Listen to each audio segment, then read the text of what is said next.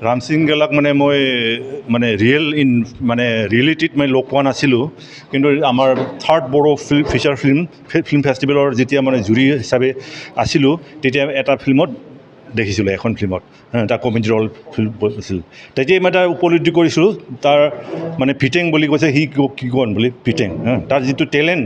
তেতিয়াই মানে উপলব্ধি কৰিছিলোঁ আৰু তাৰপিছত মই তাৰ বেকগ্ৰাউণ্ডটো কি আছিলে মই গম পোৱা নাই কিন্তু এতিয়াহে গম পালোঁ মই মানে ঠিক মানে কলেজীয়া জীৱনৰ পৰাই মানে ষ্টৰি লিখা মানে গান লিখা বা ইভেন কলেজৰ জীৱনত মানে নাটক কৰা পিছতো ফিল্মতো ওলাই আহিলে সেই হিচাপে তাৰ বহুত টেলেণ্ট আছিলে সেইটো যদি আমি যদি আমাৰ বহুত মানে বড়ো ফিল্মৰ কাৰণে এটা খুব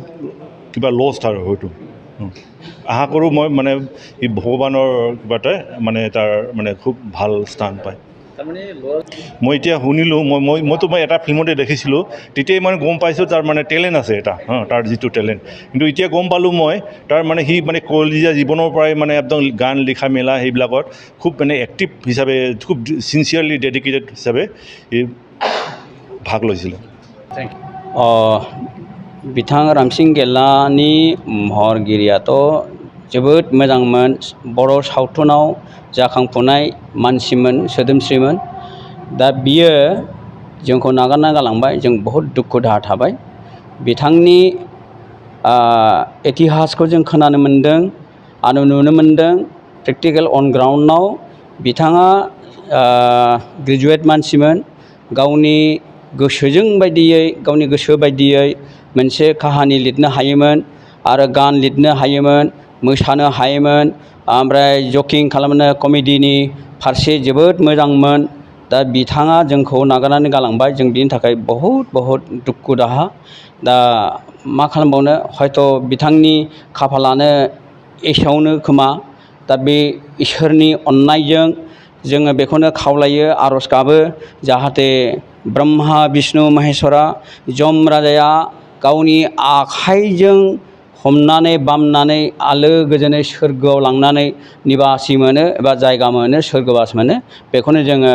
बिथांनि सायाव बिथांनि जिउमा आत्माखौ सान्ति जाहैथों होननानै दिनै जोङो कन्डलेन्स खालामदों दा बे कन्डलेन्स खालामनायनि गेजेरजों जोंहा महरगिरिफ्रा बयबो फैनानै गावनि समखौ नागारनानैब्लाबो नैबे बेलासि समखौ लानानै जोङो बावदों खुलुमदों बिबार बावदों आरो केन्डेलजों बावदों जाहाथे बिथांनि जिउमाया आत्माया सान्ति जाहैथों होननानै जों बेखौनो बुंनानै एसेयावनो फोजोबनाय जाबाय। नोंथांमोनहा जेएनएम एनएम नार्सिं फरायनो गोसो दं नामा? जुदि गोसो दंबोला थाबैनो क'क्राझार SAM कलेजाव मुं थिसनदो। बे फरायसालियाव 2 निफ्राय 3 बोसोर नार्सिं फरायनायनि मोजां खाबु दं। जुदि गोसो दंब्ला थाबैनो 9854550697 एबा 9854300175 नाम्बाराव फोनांजाब खालामदो।